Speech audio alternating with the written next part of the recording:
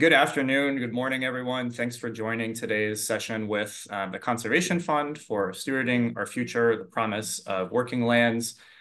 We know how busy the fall can be. We're so grateful to have you all with us for this hour.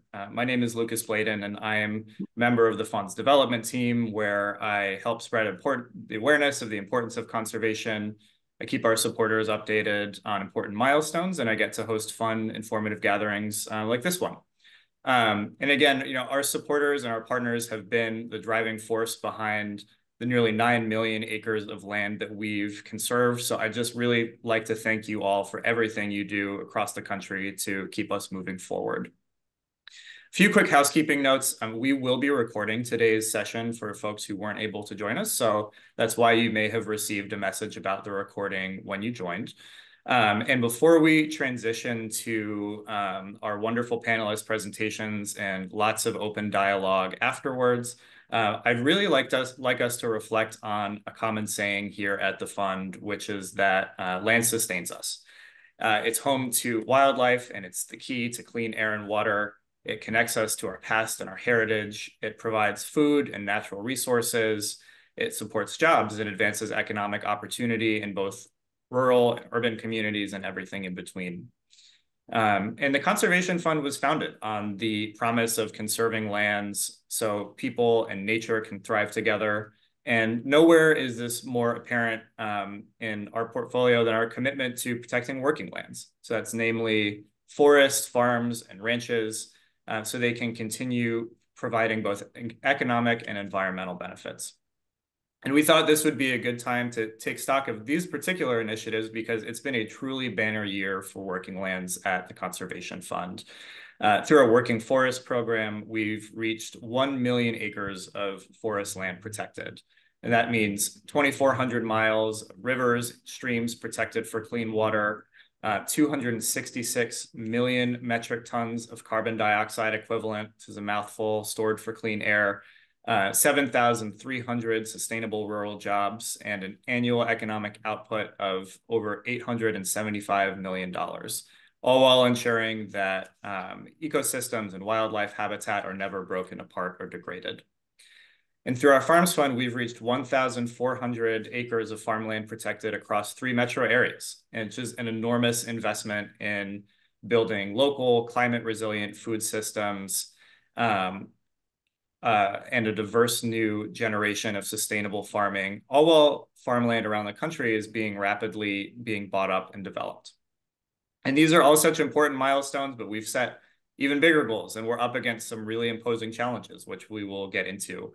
But our panelists here are the real experts who can tell you about the full stories, futures of these programs, and I'm excited to introduce them. So Bethany and Christian, could you please introduce yourselves? And if you've got a favorite forest or farm in your neck of the woods, could you please share that too? Sure. Hi, everyone. I'm Bethany Olmstead, and I am the Director of Conservation for our Working Forest team.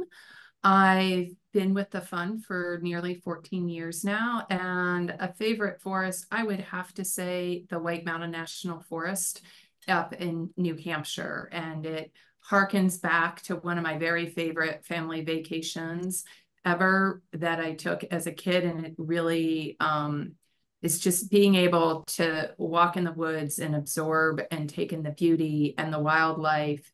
And it brings back a lot of great memories of spending time with family out in the woods. Hi there, my name is Christian Varsa. I am the director of the Farms Fund program here at the Conservation Fund, and I'm really excited to share a little bit about our Farms Fund program here today. I would have to say that my favorite farm would be Love is Love Cooperative Farm, which is something I'm actually going to talk a little bit about today. And I just love sharing their story and their passion for food and their community and their ambition and a willingness to do things differently in the farming space and try new things. They're very entrepreneurial folks. So It's going to be really fun to share that with you all. I'm based in Athens, Georgia, and I work with our Atlanta team, but I support the work of the Farms Fund on farms across the country in Chicago and Charlotte and in other new locations as well. All right, great. Well, thank you both, and I'm excited to dive in here. We'll have time for Q&A after each presentation. But Bethany, I'm going to pass it to you first to share more about the Working Forest program. Thanks, Lucas. I'll wait for the... You can go ahead. There we go. Well, good afternoon again, everyone. And thanks again, Lucas, for the introduction. As I stated, I'm Bethany Olmsted, the director of our conservation for our Working Forest team, and I'm based in our Chapel Hill, North Carolina office. I actually began my work with the fund nearly 14 years ago in our Upper Midwest office, which at the time was in Duluth, Minnesota. And because of my work there, I had the really great fortune of being able to work with our Working Forest program since its conceptualization back in 2009. So during today's presentation, I'm going to start with an overview of the program, speaking to both the how, but more importantly, the why we established this program, and review 3 forests that are currently in our portfolio. Next slide, please.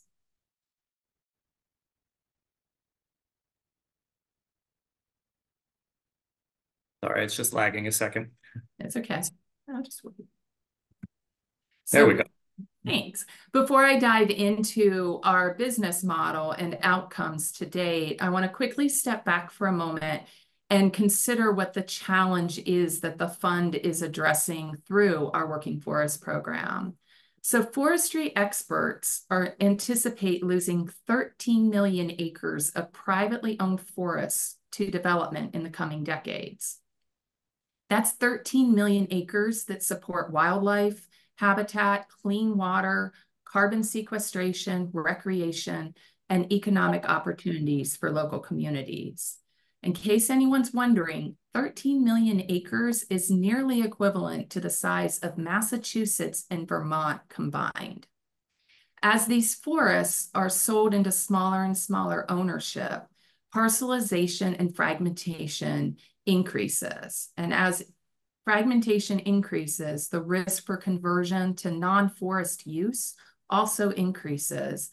And this can lead to reduced biological diversity, diminished capacity for climate resiliency, and a less predictable supply of logs being harvested, which has a detrimental impact on the wood products industry that so many of these rural local economies rely on. Next slide. So to combat this rapid conversion of forest land to non-forest use, the Conservation Fund created the Working Forest Program. Through this program, we are able to work quickly to buy large at-risk forests when they come on the market. During our ownership, we have an in-house team of forestry experts who manage these forests sustainably and in accordance with the standards of the Sustainable Forestry Initiative. This is a third-party forest certification program. In parallel to our management of these forests, our in-house team of forest conservation experts, including myself, work in partnership with our conservation acquisition, our strategic giving, and our government relations teams to secure the necessary funding to be able to implement a permanent conservation strategy designed for each of these projects. The conservation strategy typically includes a conservation easement or conveying the land in fee to our conservation partners. In cases where we use a conservation easement, we then sell the protected forest back into the private forest land market. And through this standard cycle of buy, manage and conserve, and sell, we are able to cover our holding costs while also recovering the fund's capital so that we can redeploy our capital into the next at-risk forest acquisition. Next slide, please. As Lucas noted in his introduction, earlier this year, we were excited to celebrate securing our 1 millionth acre of at-risk forest land. Together, these forests have protected over 2,400 miles of rivers and streams, which is 50 miles longer than the mighty Mississippi River. They store over 266 million metric tons of carbon dioxide equivalents. This is like taking almost 63 million gas-powered cars off of the road for a year. And they sustain nearly 7,500 jobs in forest-related industries. These are jobs that cannot go overseas, while also generating over $875 million in annual economic impact. Next slide, please. Since our initial working forest projects that started off in Maine, Wisconsin, and Pennsylvania, we have expanded our portfolio across 21 states and have projects in nearly all of the major timber-producing regions of the country, as illustrated on this map. The light green represents private forest land, and the dark green represents publicly owned forest land. The blue dots on this map are those projects which have completed our buy, manage, and protect, sell model, while the red dots identify those projects that are currently in our portfolio. With this broader context in mind, we're now going to take a closer look at 3 of these forest projects: Barnard Forest in Maine, Musket Mountain in Oklahoma, and the Columbia Gorge Forest in Washington and Oregon.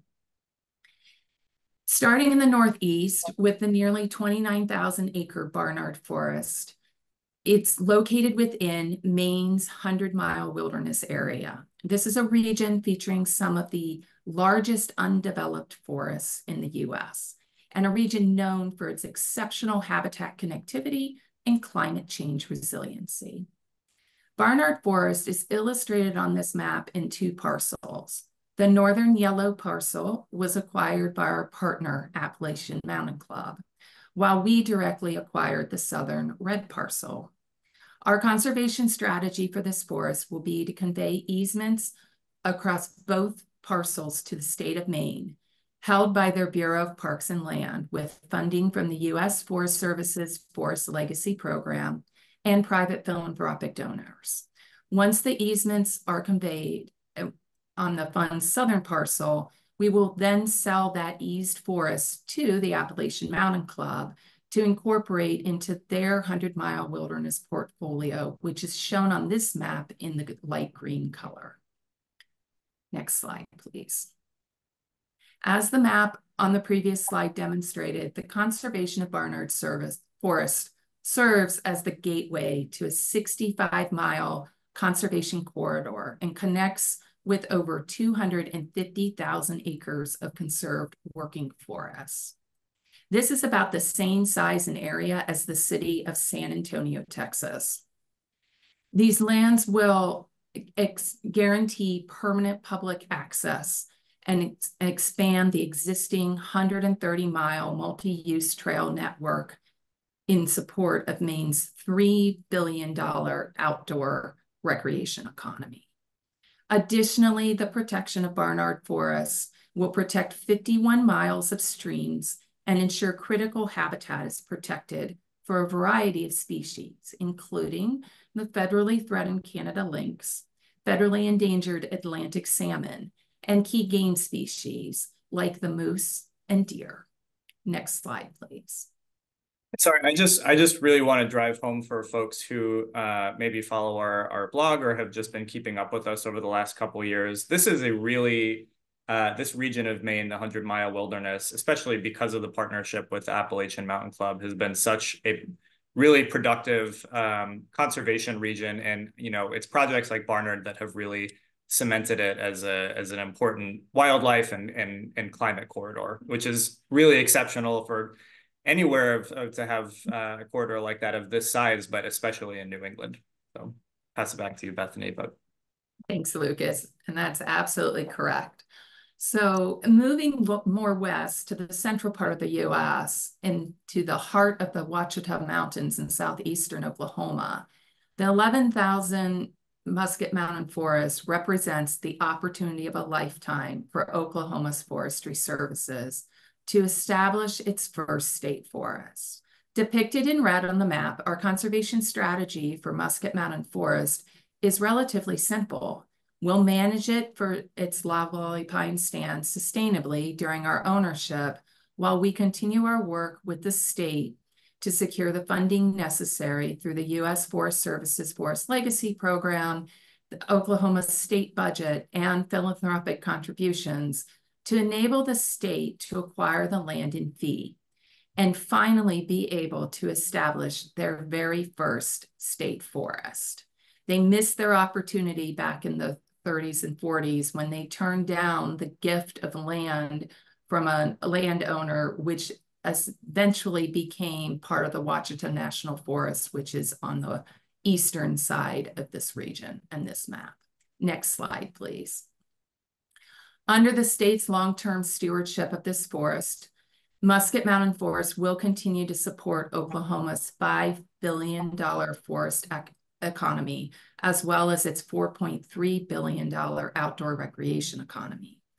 Owning and managing the forest will strengthen and expand the Forestry Service's education and training capacity, especially around the use of prescribed fire as a management tool. Musket Mountain's 41 miles of streams are home to 3 federally listed aquatic species, including the threatened leopard darter and the endangered Ouachita rock pocketbook mussel, which is pictured here on the slide. Additionally, its forests provide habitat for a variety of game species, along with a herd of wild horses that are likely descendants of the Choctaw horses that were brought to the region by the Choctaw Nation, the 3rd largest Indian nation in the U.S. and the first nation forced to relocate along the Trail of Tears.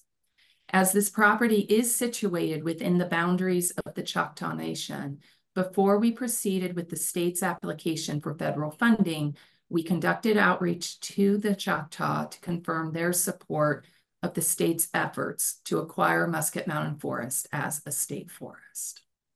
Next slide. And finally, we will turn to the Pacific Northwest to explore the unique partnerships working to protect the nearly 96,000-acre Columbia Gorge Forest situated in the states of Oregon and Washington. This project includes the gold-colored parcels encompassing just over 60,000 acres that are owned and managed by Twin Creeks Timber, a subsidiary of Green Diamond, a timber investment management operation. Alongside of the red parcels, which represent just over 35,000 acres owned by Lupin Forest LLC, a joint venture which the Conservation Fund is a member of. The Conservation Fund serves as the project manager and primary manager of the Lupin Forest LLC's lands. The conservation strategy for this forest is a little bit more complex than either Barnard Forest or Musket Mountain Forest, and will involve a mixture of conservation easements on Twin Creek Timber's portfolio and largely fee sales from Lupin Forest LLC to either government agency partners like the U.S. Forest Service and the City of the Dalles, or to conservation-focused nonprofit partners like the Columbia Land Trust. We will use a variety of funding sources, including, once again, the U.S. Forest Service's Forest Legacy Program, but also U.S. Fish and Wildlife Service's Section 6 program. State funding and private philanthropic capital will also be used to achieve the conservation outcomes. Next slide, please. Situated within the iconic and breathtaking Columbia River Gorge, this project shares 66 miles of boundaries with federal, state, and local conserved lands, indicative of its capacity to strengthen the connectivity between the 2.2 million acres of conserved lands located across this landscape. These lands include Mount Hood National Forest, Gifford-Pinchot National Forest, the Yakima Indian Reservation, and Columbia River Gorge National Scenic Area. This connectivity helps ensure key migratory pathways for wildlife species, such as 3 important game species of the elk, mule deer, and black-tailed deer remain, as well as habitat for numerous species such as federally threatened northern spotted owls, federally endangered gray wolves, and other culturally significant species for the Yakima Nation. These lands protect 464 miles of streams and rivers, including the White Salmon and Klickitat rivers, and provide critical fisheries and drinking water for downstream communities. Finally, conservation of these forests as working forests ensure these lands have the capacity in the long term to continue to support the region's key economic drivers of forestry and outdoor recreation. The counties involved generate nearly $400 million annually through forest-related activities, while the Columbia River Gorge National Scenic Area draws more than 17 million visitors a year. Next slide. Through the Working Forest Program, the Conservation Fund is in a unique position to be able to act quickly to identify and secure these large at-risk forests, buy the time needed to manage them sustainably during our ownership while securing the funds needed to permanently conserve them and place them back into the private marketplace where they can continue to strengthen climate, communities, and conservation. Thank you for your time and happy to answer any questions. All right. Thanks, Bethany. I'm going to stop sharing for a second. We've got about 10 minutes for questions. So if you've got one, feel free to come off mute or put it in the chat. But I'm actually going to cheat a little bit, Bethany. I'm just going to ask, we've reached this really important 1 million acre milestone this year, but, as we've said, there's potential for, us to continue losing these ecosystems. And so what are some of the goals or outcomes that we've identified for the next couple of years? Yeah, so our overarching goal is to get to the 5 million acre mark. So it takes time, but and really to look at being able to acquire these really high conservation value forests that are at risk of being broken apart through all the major timber producing areas. So currently, we have a gap in our portfolio along the Gulf Coast in Louisiana, Arkansas. So we would love to be able to fill in some of those gaps as we look towards the future. Yeah, that's great. So I'll go to Ryan first and then Andrew.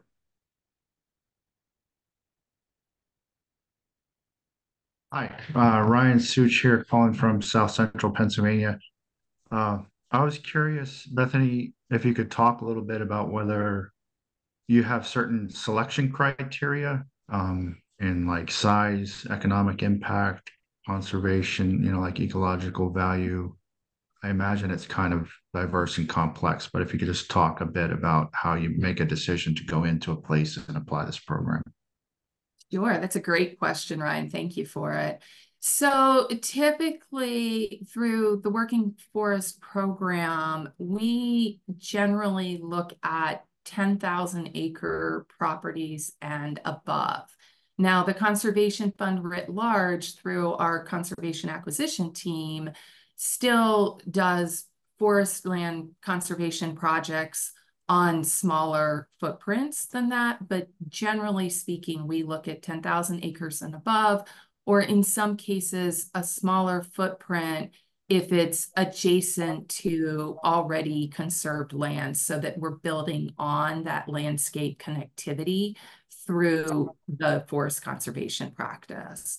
And then some of the other parameters that we consider or look at is looking at, because part of our outcomes and goals are really centered around maintaining the capacity for these lands to continue to be harvested and be true working forests. We do look to ensure that there's an active wood products industry in the region, that there are mills within hauling distance, so that mill infrastructure and that forest products industry infrastructure can continue to be supported by the land base.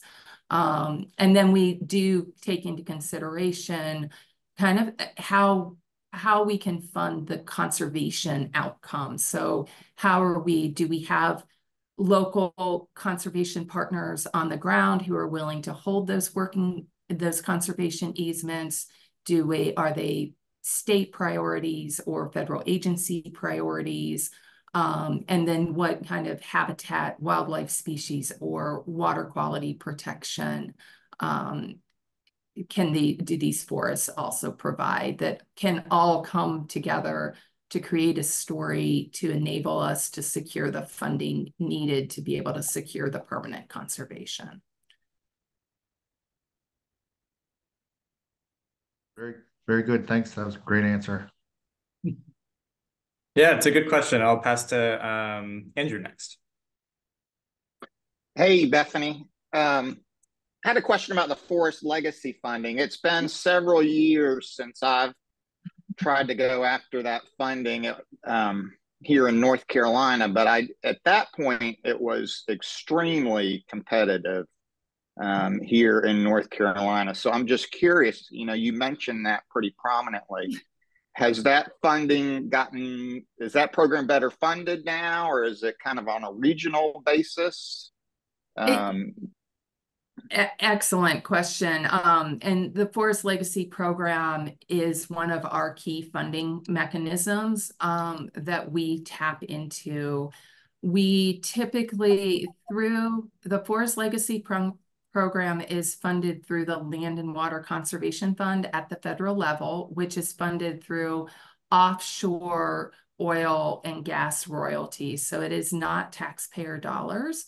But as part of the Land and Water Conservation Fund umbrella of programs, it is part of the Great America Outdoor Act that was authorized during Trump's administration to be funded up to $900 million a year through that act that was passed. I think that was passed in 2020.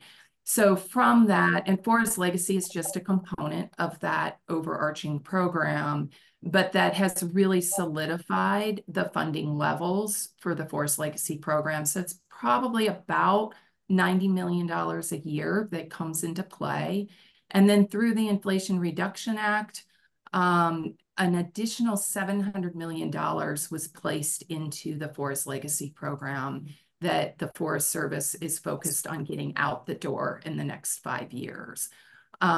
So it's still an extraordinarily competitive application process, but we have generally been extraordinarily successful at pulling the funding in. Now, it takes several years to get the funding out the door as we work through the typical federal processes that can kind of slow down any funding coming out. But and waiting for Congress to pass budgets each year always slows down the process. So.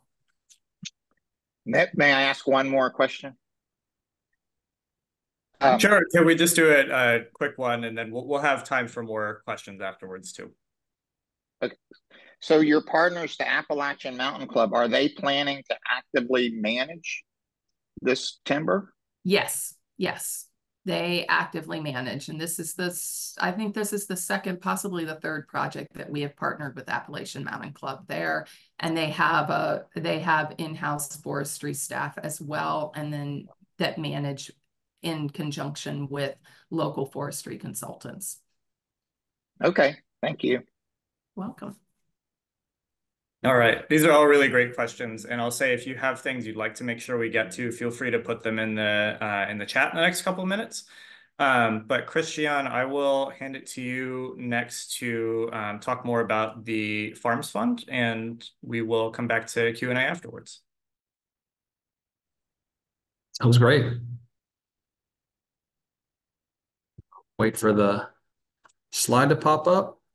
Okay, well, I'm so appreciative of so many people who are interested in some of this really important working lands approach that the Conservation Fund takes to our portfolio. I think the Conservation Fund is unique in our dual purpose mission of both conservation and rural economic development. And the Working Forest Fund and the Farms Fund are two shining examples of why rural economic development is so critical, not just to the private entities and the public entities involved, but also the communities that are impacted by these lands and the economies related to that. So I'm really excited to share with you the Farms Fund. You're going to feel like this is maybe some similar model talk and similar ideas as the Working Forest Fund. And that's because we really liked the idea of the Working Forest Fund, and a lot of the initial thoughts around how to develop the Farms Fund program in general really kind of started with the ideas of the Working Forest Fund. And so taking that that template and that paradigm of transitioning private working lands into conservation and ensuring that they are there for the future, continuing to contribute to our rural economies, is really what the Farms Fund is built on. So I'm going to tell you a little bit about those next steps and share a little bit about why the Farms Fund is so critical to our communities. Lucas, if you wouldn't mind. Thank you. So right now, if you are paying attention in the world for the last 5 years, we had a pandemic that completely destroyed the global food supply chain. The number of farms in the United States dropped by 140,000 in the last 5 years, from 2017 to 2020. And the average age of the American farmer is 58 years old and climbing. At the same time, the farmland outside of our major metropolitan areas is in decline because development is eating up that farmland.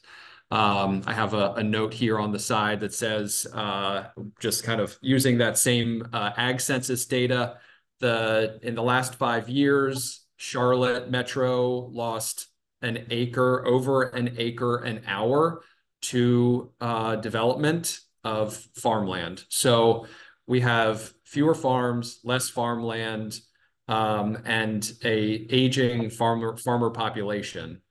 But all is not lost, if you wouldn't mind, Lucas. We also have a small but growing market share of people and farmers who are committed to delivering food directly to the community.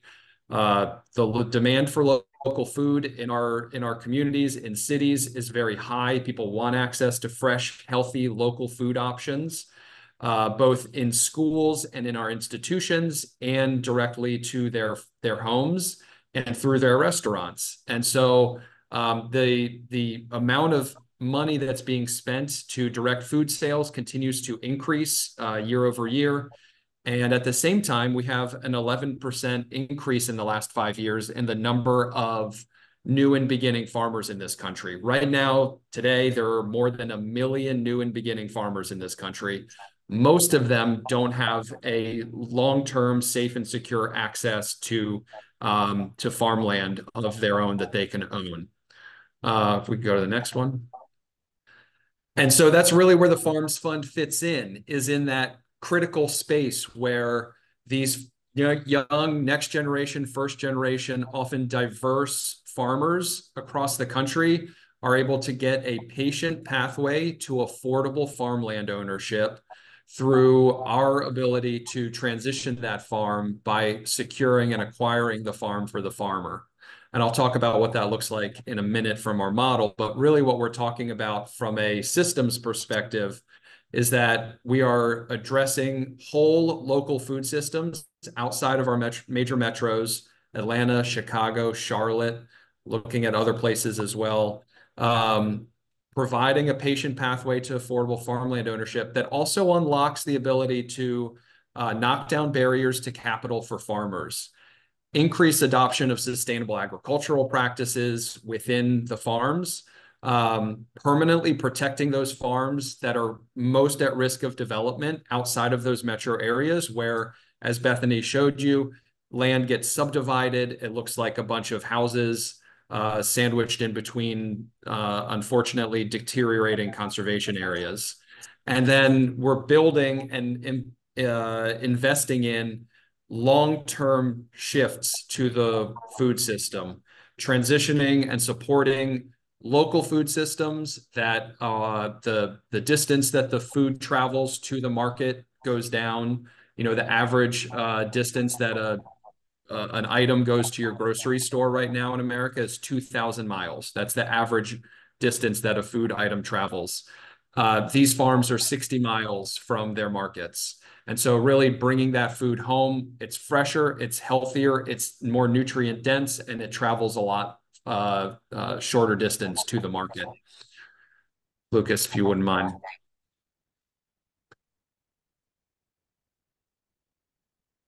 And we do it through not a dissimilar approach to transition that the Working Forest Fund shared with you. They presented a buy, manage, protect, sell, and we're talking about a buy, support, protect, sell. Sounds very familiar, right? So the Conservation Fund steps into and acquires a small to mid-sized farm that is facing development threats. We immediately match a farm business to that farm. It's a farm business that we have supported in joining the program. We invest alongside the farmer in the farm infrastructure. We bring partners, local partners in and wrap that farmer with services, farm business planning, capital access, technical assistance, USDA resources. We support them with a farmer forward lease to own contract.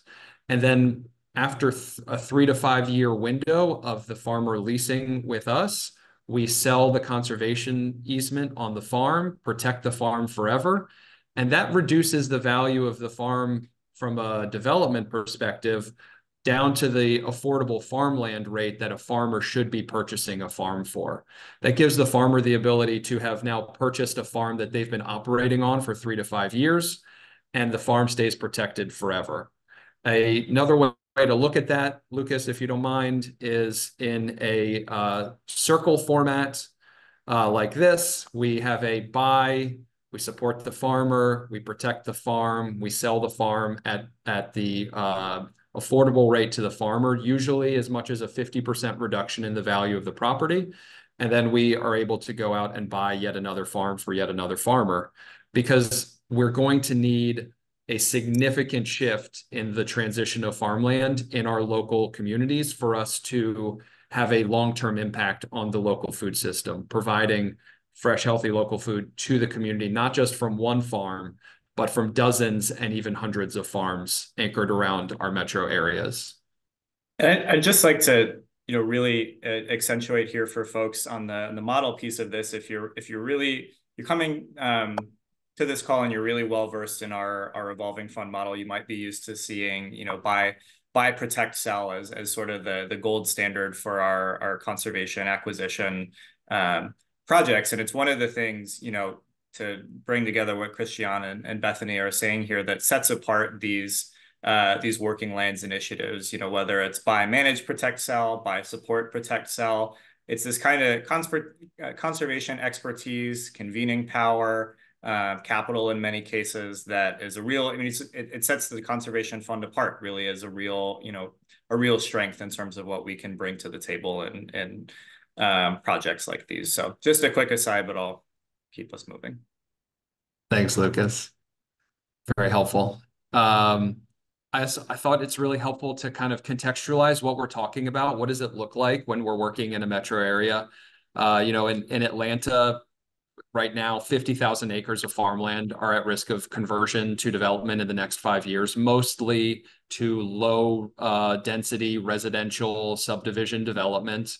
So we are anchoring our farms in those counties most impacted by that development sprawl pressure and developing a local food system that has 80 farms anchored outside of Metro Atlanta in the next 10 years, which would significantly shift the food access and the food freshness and healthy outcomes for the community as a whole. The similar maps are available in Chicago and Charlotte, where you can see that we are anchoring our farms in the metro area, but on the exurban fringe where farmland is still intact and viable, and there are farm networks. I like to joke that if there's a Kubota dealership or a John Deere or whomever is the supporter, if they're out there, then a farmer should be out there as well. And a very important element of the work that we do, I think it's just an important thing to kind of call out and recognize, is that historic marginalization of certain farm communities has been a part of the history of the United States. And so we do work very intentionally with groups that have been marginalized through loans and other practices to provide a path to farmland ownership outside of some of those historically traditional ways to buy a farm. So right now, 60% of the farm business owners in our program are BIPOC and farmers of color. 40% are women. And so, we see this as a way to really address some historic inequities in access to resources and access to land ownership. It's also a way for us to support food access in food insecure communities. We have a relationship with a number of market partners in the communities that we work, and they are delivering food to like Feeding Georgia and food banks like that are going to connect fresh, healthy local food, proteins, vegetables directly to those more food insecure communities.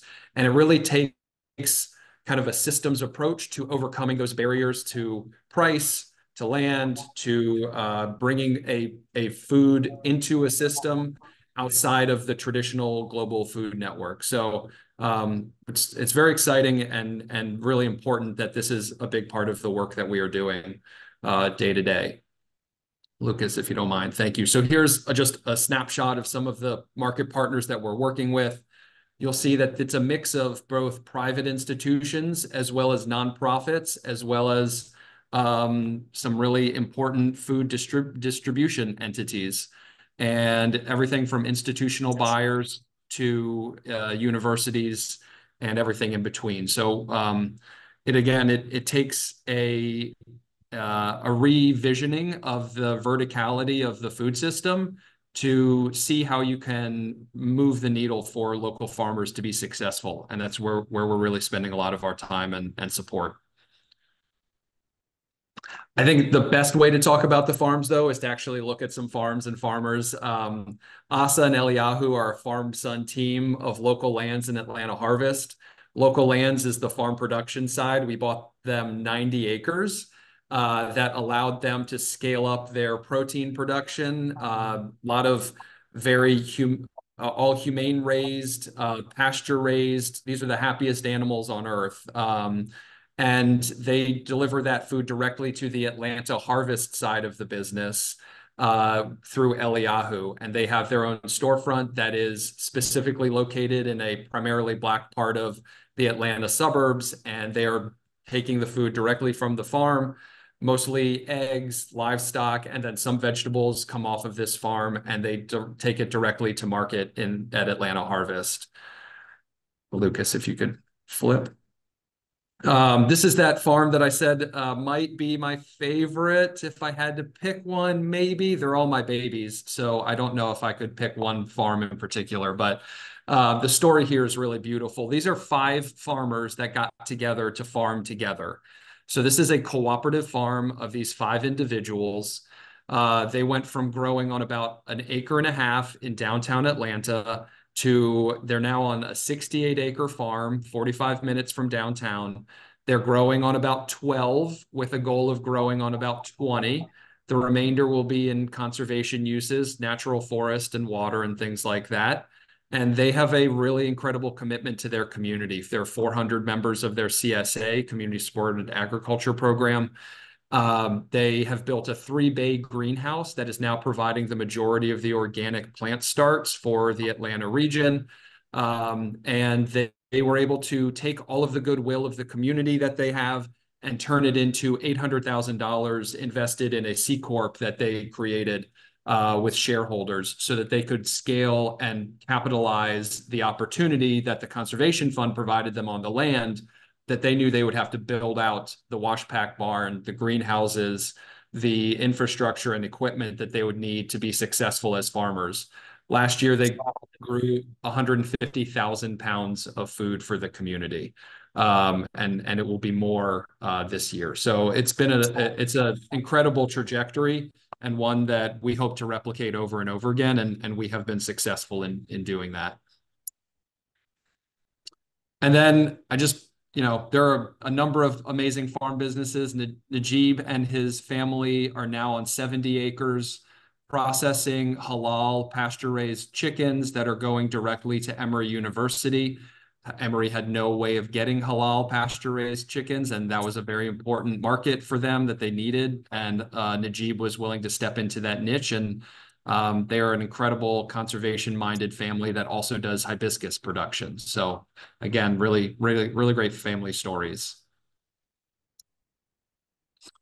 And just for the sake of showing the diversity of the farm businesses, eggs, meat, pastured poultry, pastured beef, grass-fed beef, local production, veggie, fruit, flowers, hibiscus, registered red Angus. It's a very deep bench of farm businesses in Georgia. And this is just the folks outside of Atlanta. We also have 6 farms. Lucas, you can switch to the next one. 6 farms in Chicago and Charlotte, and 1 in Charlotte, meaning that we have 18 farms right now in our program, totaling almost 1,400 acres, and 34 farm business owners. That equates to 70 or 80 actual farmers on the farms as well, and a really amazing leverage of USDA resources as well, both for land management practices as well as paying for the conservation easement on the property. So we've leveraged about $13 to $14 million of USDA funds to make this program work as well. And that's really what I wanted to share with you all. I think this quote from Rafaela, who works in the Atlanta Harvest local lands team, kind of says it best. I think were it not for this kind of a transition tool of the Farms Fund or the Working Forest Fund, these working lands would be impossible for a lot of communities and farmers and private owners to step into ownership of. And it really does make all the difference to be able to make that transition possible. So appreciate the time and thank you for letting me be a part of the conversation today. Well, thanks, Christian. I'm going to do a similar thing. So we've got about 10 minutes for questions here, but I'm going to cheat once again and just say, we've got these 3 metro Farms Fund in these 3 metro areas up and running now. What are some of our outcomes or metrics that we're looking for down the line? Is there anything you can say about future communities or geographies to keep an eye out for? Yeah, I think that's a really great question. I think, without giving my hand away too much, we are definitely looking at growing the program, and we have some conversations going with a lot of communities in the country, which I'm very fortunate about. There is an obvious recognition of the potential to transition farmland and that we need alternative solutions in our food system to support the transition of those farms. We're looking at, hopefully, I'd love to be in 10 metro areas in the next 5 years, providing long-term significant food system changes to those metro areas and proving out a model that shows that farm businesses, small to mid-sized farm businesses can and are successful if they're given the same resources as the rest of the farm system.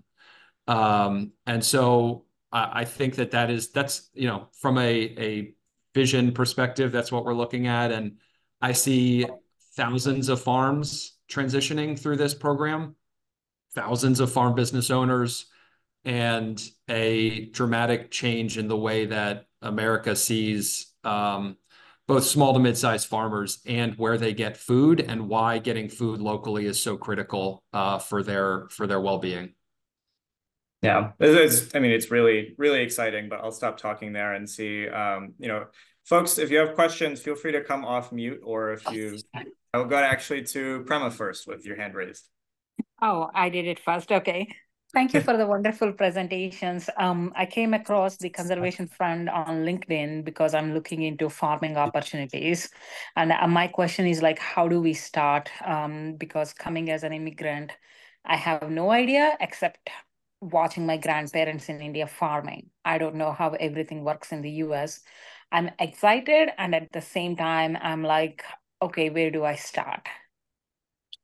It's an awesome question. I don't know where you are located, but in a lot of communities, there are really great resources available through maybe local nonprofits. In Atlanta, we have an amazing nonprofit that we actually bought a farm for. It's called Global Growers Network. In Houston, there is another such entity that are very...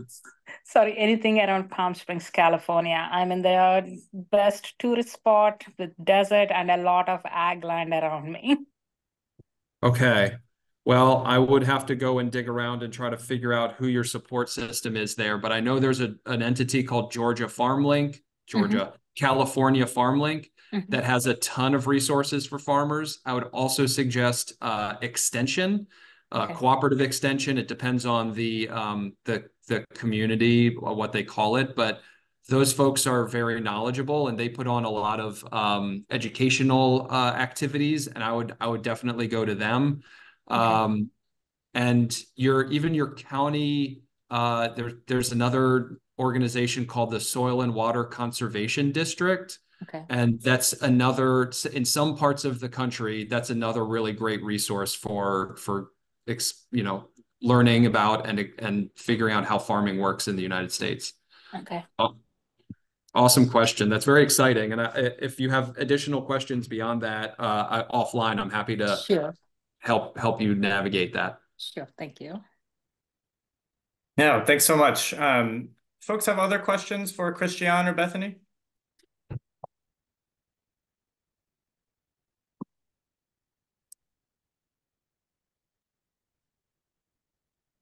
Great. Well, thank you, Linda, for those notes in the chat, in the chat as well. Well, I will just say, thank you again to everyone for your time today. Our working land programs, it's really such an exciting and fast growing, as you can tell, piece of our conservation portfolio, and each of you plays a critically important role in amplifying this work, no matter what type of organization you're coming from or where you are in the country.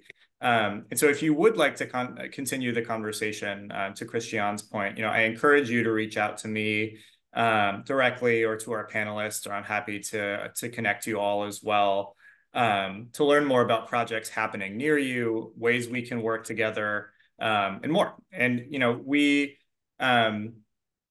chose these working lands initiatives today because they do have so much momentum, and we've reached some really critical milestones this year. But there's so many programs and geographies and initiatives the fund is working on. So I always encourage you to visit our website and sign up for our newsletter, follow us on social media if you don't already. And we'd love to hear directly from you on what types of conservation projects you or your institution want to see more of, what aspects of our work you'd like to hear more about.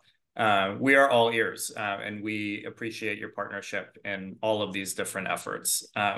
So finally, thank you again for being such champions of conservation. I hope you come away from this session feeling hopeful. And as always, please stay on the lookout for future gatherings like this. And I hope you can spend some time outdoors this fall. We're excited to see you all again soon. Take care.